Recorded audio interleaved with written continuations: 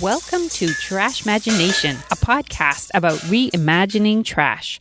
I'm Carla Brown. Today's episode is about making fairy gardens from recycled materials. The idea is to make it look like fairies live in your garden by making a tiny fairy-sized landscape. And this is an activity that you can do in a garden or window box to add a little whimsy to your neighborhood. Most fairy gardens come in 3 types. Those made from materials from nature, such as twigs, leaves, and pebbles, or those made from pre-made products purchased at garden stores or dollar stores, and then those made from DIY crafts with non-recycled supplies purchased at a craft store. And of course, I have concerns about all 3 of these types of fairy gardens. For those made from natural objects, the concern is that people might disturb natural habitat when gathering supplies. In particular, it's important not to move rocks from aquatic ecosystems like a stream, because that's where all sorts of important creatures find shelter. Now, when my kids were little, we did make fairy gardens from a log that we cut into slices, along with some bark, rocks, and twigs. And of course, we tried to use only items from our firewood pile or our playground areas, so hopefully we did not disturb habitat. For fairy gardens made from dollar store statuettes, the concern is that these materials are typically not made in a sustainable way. For fairy gardens where items are put together with a glue gun, the concern is that glue is just new plastic. I am always going to encourage you to use what you have at home or what you can collect from friends that would otherwise go into landfill or the recycling bin. All the projects that I'm going to suggest are made from recycled materials, and at the end, I'll talk about how to host a fairy garden party for a birthday or just for fun. To start, let's just put this out there. The best fairy gardens are made from items you already own. If you already own tiny plastic animal toys or porcelain statuettes, I say put them in your fairy garden. Anytime that you pull something out of a drawer and make it fun and reuse it, that's a great thing. To illustrate this point, let me tell you about a fairy garden contest that I saw online. So there are fairy garden contests. These are real events hosted by garden centers and at garden shows. And at this contest, the winner had made her garden in a recycled tire with the theme of the Cars movie. Cars toys were driving all over this landscape. Now, I'm guessing this garden was far more interesting to her children because it incorporated what they already had. And the second place winner made a garden that looked like a jungle with plastic animal toys hidden amongst the plants. So I say make your fairy garden relevant and low impact for your family by using what you have. Okay, so how do you get started making a fairy garden? The first thing to figure out is, what is your goal for your fairy garden? Is it to display something amusing to make your neighbors smile? Is it to make a play space for your children? Is it an art project? Or do you want a small garden, maybe inside your home, with succulents? I'm going to tell you about 3 artists who make fairy houses and how their approaches and materials differ depending on their goal. The first artist is Birdie Haywood. So last summer, a friend suggested that I reach out to Birdie to learn about her fairy houses that she makes from recycled materials. Birdie graciously shared with me a booklet that she made about her techniques, which involve making fairy houses from recycled plastic milk bottles and cardboard egg cartons. Birdie said it would be okay to share her instruction booklet with you, so I will post that in the show notes. It's a huge resource. In addition, if you learn best by working with an instructor, Birdie teaches workshops, so I will link you to her workshop page on her website. To summarize Birdie's fairy houses, so the base is a plastic milk jug, and she cuts windows and door shapes out of that, and then she uses a sculpting material called Powertex or Sculptin.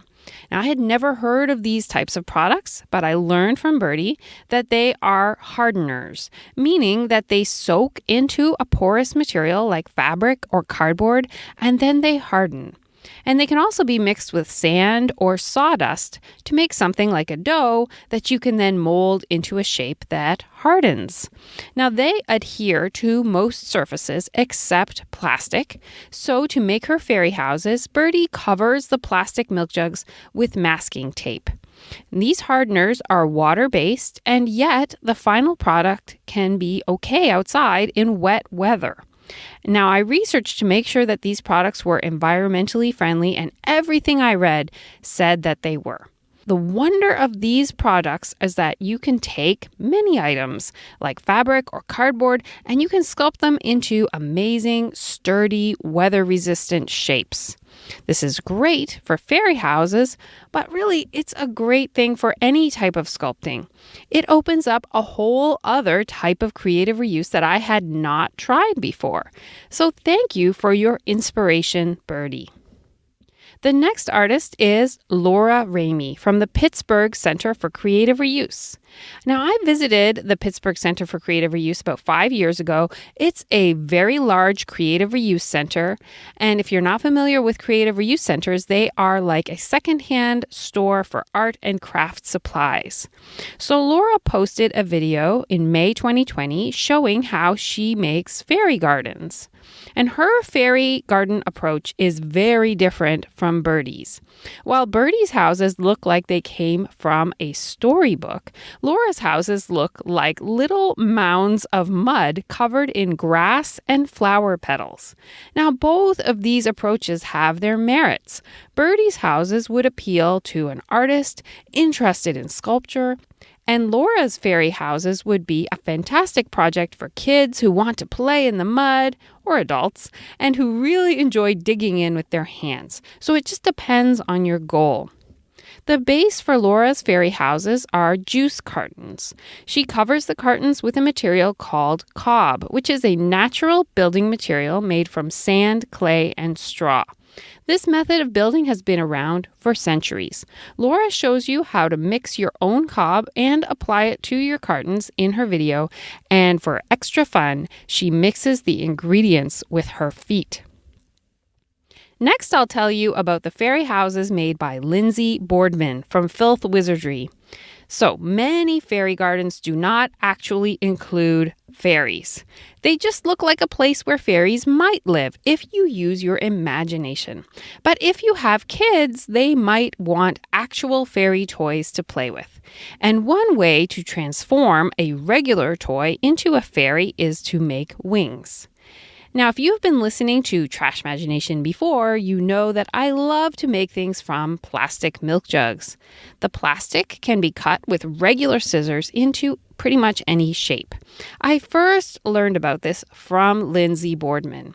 Lindsay's tutorial for making butterflies from plastic milk jugs is one of my all-time favorite creative reuse crafts. I have cut thousands of butterflies from milk jugs, which I bring to events to teach families about creative reuse. You can reuse this butterfly tutorial to make fairy wings for your toys. Lindsay also has her own unique approach to fairy gardens.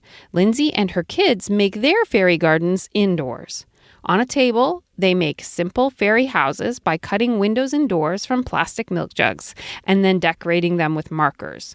And then they create a colorful world with millions of textures by pressing homemade dough all over the surface of the table and then pressing objects into the dough. And these are objects that they use over and over again in their creative play, such as pretend jewels, glass beads, and seashells. This is a fun way to make a fairy garden on a day that it is too hot to play outside. So you can make a fairy house from a milk jug or a juice carton as your base, or you can take a wooden birdhouse kit and you can repurpose it. If you don't want to make a whole house, you could also just put a fairy-sized door on a tree, which makes it seem like the fairies live in the tree trunk. Now, most of these fairy doors are made by gluing wooden craft sticks or scrap wood. Some craftspeople on Etsy specialize in making very artistic doors that you can purchase. So now let's talk about the actual fairies. As I said, many fairy gardens do not actually contain physical fairies. And this allows people to imagine the fairies any way they like. And it allows you to make a world in whatever size you want. Unlike railroad enthusiasts who have to make tracks that exactly fit their trains. If you have kids who want to play with the fairy gardens, it might change how you design your fairy house, and they would probably play with it longer if they have actual fairies that fly around in the garden and have little fairy dramas. When my kids were little, they had small dolls with wings, or we would make them wings from milk jugs. And for this podcast episode, I set myself a challenge of designing a fairy from my plastic recyclables. And the way I approached this project was to gather all my pink plastic items, such as shampoo bottles, plastic caps, and this little pink device that you use to hold your dental floss, which my dentist gave my kids. I also gathered pink shopping bag handles. So I go around on recycling day to see if my neighbors have put their paper recycling in a paper gift bag or a shopping bag with handles made from string. And those just contaminate the paper recycling. So I pull them off, and they are an essential component of my recycled crafts as a way of avoiding glue. I use a technique where I make holes in the recyclables with my drill press or with a hole punch, and then I string the handles through the holes to make something like a spine for my designs or to tie on items like wings. My recycled pink fairy is 9 inches or about 20 centimeters tall, including her crown. Her skirt is made by cutting off the spout of the shampoo bottle and turning it upside down, and then drilling a hole in the bottom of the bottle. And then I drilled holes in some plastic caps, and I used my shopping bag handle through the holes to make the spine of the fairy. And then I added fun details to her with the flossing tool. I tied it onto her head, and it looks like a 2-pronged crown, or maybe she has very tall bunny-like ears. Her arms were made from a piece of pink sock that I got from our rag bin, and I made her wings from a plastic milk jug, and I tied them on her back. The nice thing about using shampoo bottles in these type of designs is that they are usually a type 2 plastic, which is not recycled near me nor in many places. Plus, the colors of shampoo bottles are often very vibrant. I used a pink plastic for this fairy, but you could gather materials to make a fairy in any color, such as turquoise, orange, blue, yellow, or red. Now, here's something to consider. So I've been collecting plastic caps for more than 20 years, and caps come in many colors, sizes, and qualities. But as with all things, some colors are more rare than others. And in general, where I live, it is challenging to find caps that match skin tones in all variations. But a nice thing about fairies is they can be whatever color caps you have. And the way I made my fairies was to gather all the pink plastic items, and I had about 15 items, so that narrowed it down. And then I just moved them around until I could imagine them as a fairy. So one way that people make fairies is with acorns. I read an article about a woman in Dartmouth, Nova Scotia, who created a series of small fairy scenes in her front yard where all the fairies were made from acorns. And I love how she sculpts bark into a camper and a canoe. Of course, acorns from nature, and they are a food source for animals. So I would say try to use up your trash first, but I would check out her designs for inspiration. Next, let's talk about fairy-sized furniture and decorations. The more detail that you add to your fairy world, the more it will make people smile. So you can get ideas for making fairy-sized furniture from my podcast episode about making dollhouse furniture. But today, I'll highlight projects that would hold up well even outside. The first idea is to make fairy-sized rugs. So my kids used to make these from scraps of burlap, like recycled from a rice bag, which they would paint. And also, if you're teaching your kids to knit, crochet, or weave, a tiny fairy-sized rug is a very achievable project. And you could make yarn from plastic bags or plarn to make your rugs more waterproof. Another cute idea is to make tiny bunting from fabric scraps. Bunting is a decoration made from a long string, and you attach triangle-shaped flags that hang down.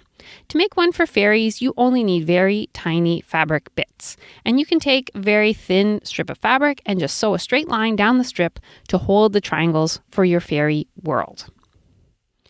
A fairy garden is really just a miniature landscaping project. So next, I'll share creative reuse ideas related to landscaping. There is a concept called a fairy circle, which is a circle of mushrooms in the forest. The idea is that the fairies come to that spot to have their meetings and parties. So one way to make a fairy garden is to make a whole bunch of mushrooms from recycled materials and place them in a circle. I made mushrooms from plastic caps. They were made from one large red plastic cap for the top with a stack of small white plastic caps as the stem. I drilled down the center of each cap and then I strung a cord up through the middle, nice and tight. And I finished the mushroom by dabbing on little white circles of paint using the wooden end of a paintbrush. Some people make fairy houses in a pot or on a tray so they can move it around. One way to creatively reuse is to make your fairy garden from broken terracotta pots, especially really big ones. Those are the orange clay pots that unfortunately do tend to crack if they are left outside in cold weather or if you drop them. The clay retains water, so you can use the broken pot chunks to make a world for fairies by layering them with soil inside a large pot. I have seen fairy gardens made out of old fountains, tires, wagons, and sinks. It can be a fun way to creatively reuse a large object that doesn't work for its intended purpose anymore. Another way to add detail to your fairy garden is to make a pretty garden path. Now, most people do this by placing flat stones or slices of log in a path.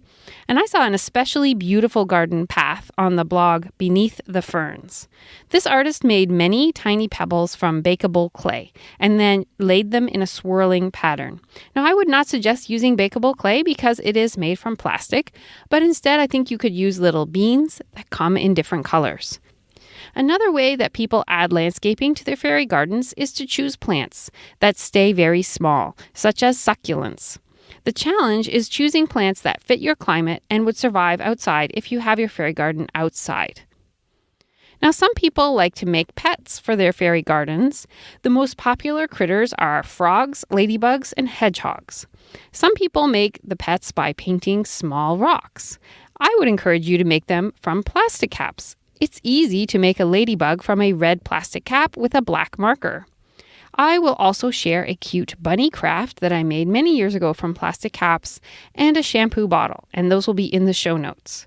And you can also make caterpillars for the fairies to ride by drilling plastic caps down the center and then stringing them together with, of course, a shopping bag handle. I call these caperpillars, and it is a craft that I love doing with younger children. This next idea is to make fairy wands. I have seen many variations on this idea, but here are some that emphasize creative reuse. You can take twigs and have your kids paint them. This is a great way to use up the dribbles at the bottom of a paint bottle that are almost empty. And you can also tie on fabric flowers that you already own. The next idea is to gather beads, buttons, or other tiny craft supplies that you already own, and then you take a bit of craft wire or a very thin dowel and slide them on. Now, some people combine these two ideas and wrap the wire around the stick. I'll finish this episode with recommendations for how to do a fairy garden theme party. I'm going to assume this party is for a child, and when I plan birthday parties for children, I arrange the activities with this flow. I start with a quiet activity that someone could do individually, and this is great for when guests are arriving so they have something to do while they wait for everyone to arrive. And then I would like to do a circle activity that brings the group together. Then I like to do a larger activity where the guests are moving their bodies and getting their energy worked out.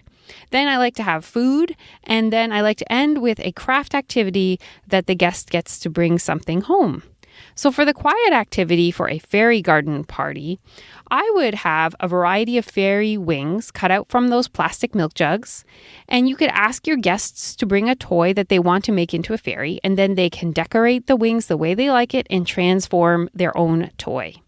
The challenge with this activity for small children is that you do need to use permanent markers on the plastic jug because washable markers will just wipe off and get onto their hands. So you might have to provide old adult t-shirts for the little kids to wear to protect their clothing, or aprons if you have those already. And you could also have the guests make ladybugs from red plastic caps. So next would come the circle activity. So for this one, we used to love to play a game that is sometimes called Pass the Parcel. So first you need a small box, and inside you put small items for the guests. And for a fairy garden theme party, the box could contain special jewels for fairy wands, whatever you already have in your craft box. And then I would wrap the box in many layers of newspaper. And on each layer, I would write an activity that needs to be done. So we would play the music, and whoever is holding the package when the music ends will do the activity that's listed on that layer of paper, and then they unwrap that layer. So for fairy-themed activities, it could be stuff like invent a fun fairy name for yourself, do 5 fairy jumps, do 3 fairy twirls, walk around the circle while pretending to fly, name 3 animals that would be good fairy pets, name a fairy from a movie or story, make a wish, make up a recipe for a fairy snack, that kind of thing. So next comes the larger activities where they move their bodies. So my favorite activity for kids' birthdays was to do a blindfold walk where you string a rope from tree to tree, and then one guest puts on a blindfold and they are given a partner who is not wearing a blindfold. And the blindfolded guest follows the rope on an adventure, while the guest who is not blindfolded gives them encouragement and tips about how to proceed safely. This works well if the person who is not blindfolded is an older child or an adult who is more responsible and more patient. Another fun idea would be to make a fairy walk at night. So most birthday parties for kids are held during the day, but if you had one in the evening, a magical way to move the guests from one place to another would be to string some holiday lights over a path. So I did this for my 10-year anniversary. I connected every string of lights we owned, and my husband followed them to our anniversary meal, which was set up as a surprise in my neighbor's garden. And I did this in her garden because it was a very pretty garden, and also because we had a baby, and we could still hear the baby on the baby monitor from her yard. And when I set it up in her garden, it meant I could keep it a secret. So you could use fairy lights to take the guests from one place to another, like maybe from your front door to your backyard, where you have set up the food or your next activity. If you're doing this party during a time and in a place where it snows, you can fill paper bags with snow, and then you can put a small candle inside, and the snow keeps the bag from catching on fire, and it makes a really magical trail. We used to do this at a winter camp I attended when I was growing up in Canada. The next activity is food, and of course you are going to make food that you like best, but one idea for a fairy party is to cut out fruit or cheese in shapes like stars and hearts and then stick them on skewers or metal straws to make them like fairy wands. I also did an activity at my kids' school where we made ladybug treats from strawberries cut in half and decorated with dabs of melted chocolate for the dots. And of course, sprinkles on cupcakes are always great for fairy garden parties. The last activity I like for parties is a craft activity that the guests can bring home. And in this case, of course, you could have them make fairies, like the way I made my fairy, or fairy pets from plastic caps. You could have them make fairy wands or fairy furniture, any of the items that I talked about already in this episode. So I hope that inspires you to make a fairy garden party. Thank you for listening. If you have made a fairy garden from creatively reused items, please let me know what you figured out at trashmagination@gmail.com. Until next time, may you see trash as a source of fairy gardens in your life.